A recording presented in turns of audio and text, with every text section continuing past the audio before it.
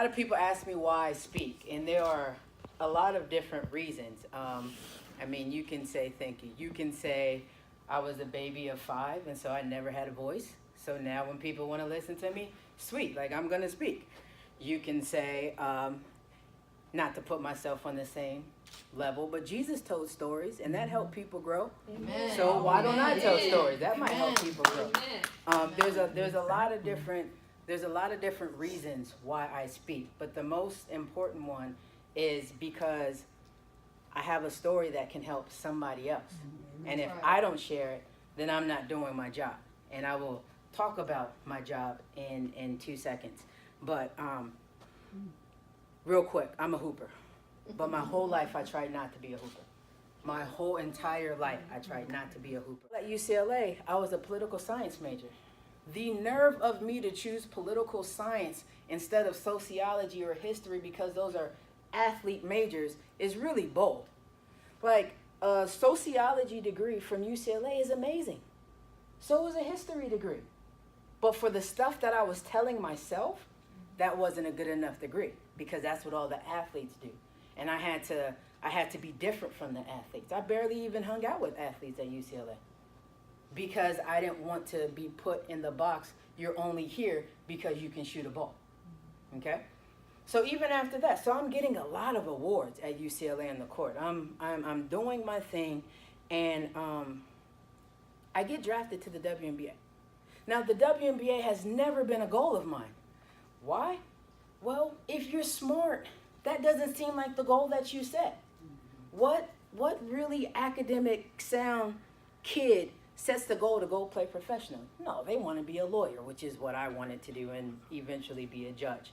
They want to be a doctor. They want to be a veterinarian. They want to be a scientist. They want to do all of these things because that's what smart people do.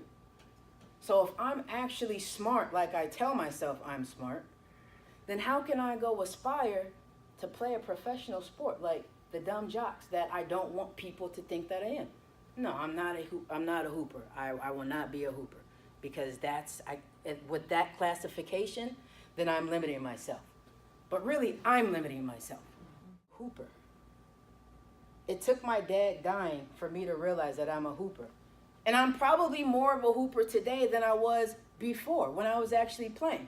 Because when I think about what basketball did for me, it taught me how to communicate.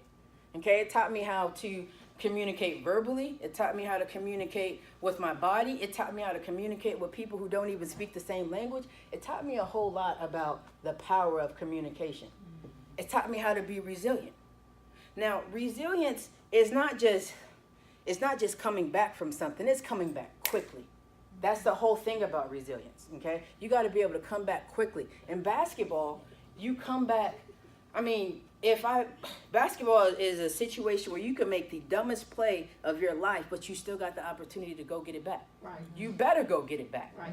And so when I'm talking to players, I talk to players about the get it back on defense mentality, because that's resilience. Okay, that was dumb, but I gotta go.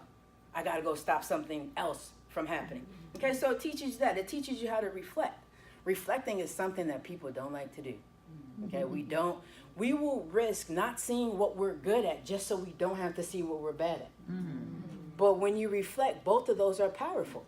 Because when you see what you're good at, you say, okay, I'm gonna do a little bit more of that. But the stuff that you're bad at can be very detrimental to your success. So that also taught me about, basketball taught me about reflecting. It taught me about my worth versus my identity. I didn't always have the role that I wanted.